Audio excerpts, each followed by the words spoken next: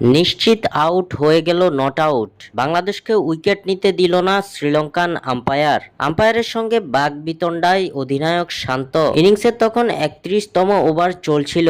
ওভারের দ্বিতীয় ডেলিভারিতে এলবিডব্লিউর আবেদন জানায় বাংলাদেশ দল। সঙ্গে সঙ্গে অনফিল্ড আম্পায়ার বাংলাদেশের সেই আবেদন নাকচ করে দেন। নাইম ইসলামের বল পিচ করে সরাসরি গিয়ে হিট করে ব্যাটারের প্যাডে। তবে বাংলাদেশের এলবিডব্লিউর আবেদনে সাড়া দেননি অনফিল্ড আম্পায়ার। পরে এক প্রকার বাধ্য হয়ে রিভিউ নেয় বাংলাদেশ অধিনায়ক নাজমুল হোসেন শান্ত।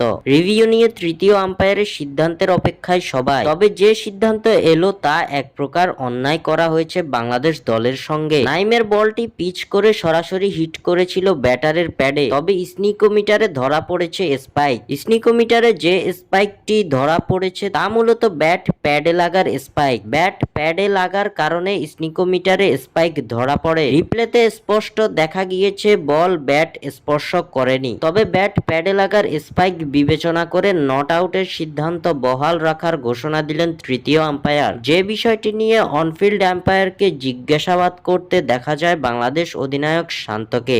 স্বাক্ষর থেকে সাদবিন ইসলাম।